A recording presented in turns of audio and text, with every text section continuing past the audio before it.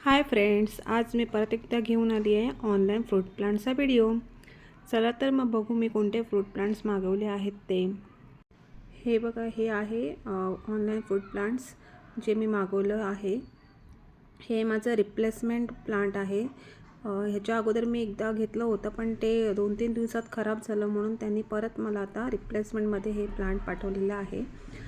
हे सिंगल एकच fruit plant मी मागवलं आहे। चला तर मग बघूया ते कोणतं फ्रूट प्लांट आहे ते। हे बघा, पॅकिंग एकदम चांगली करून दिलेली आहे त्यांनी, जेणेकरून प्लांट खराब होणार नाही।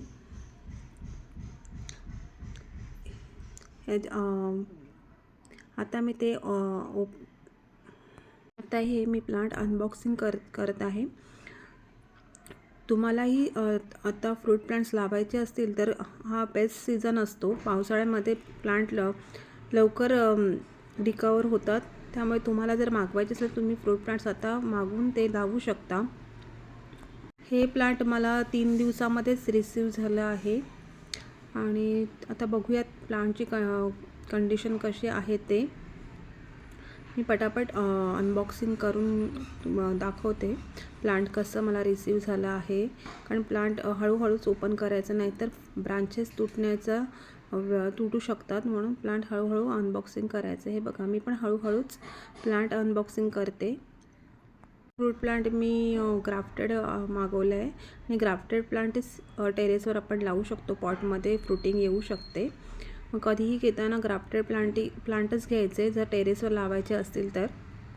पॉटमध्ये चांगले फ्रूट्स येतात ग्राफ्टिंग प्लांटला। त्याने एकदम चांगल्या प्रकारे पॅकिंग करून दिली आहे, त्यामुळे टाईम लागतो आहे थोडा अनबॉक्सिंग करायला। हळूहळू मी पण प्लांट ओपन करते आहे।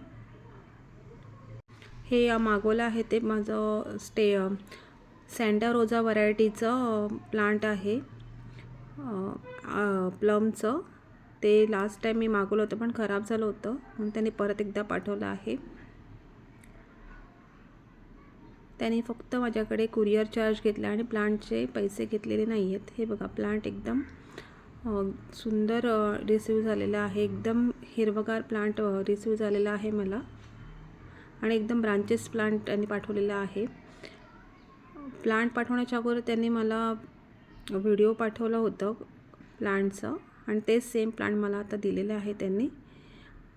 हे बघा, आता प्लांट मिळाल्यानंतर त्याला थोडं पाणी टाकायचं आणि पूर्ण शॉवर करून घ्यायचं, त्यामुळे प्लांट चांगलं फ्रेश होईल 2-3 दिवसामध्ये। आता थोडंसं प्लांट कोमजले दिसत आहे, पण 2-3 दिवसामध्ये ते व्यवस्थित होईल।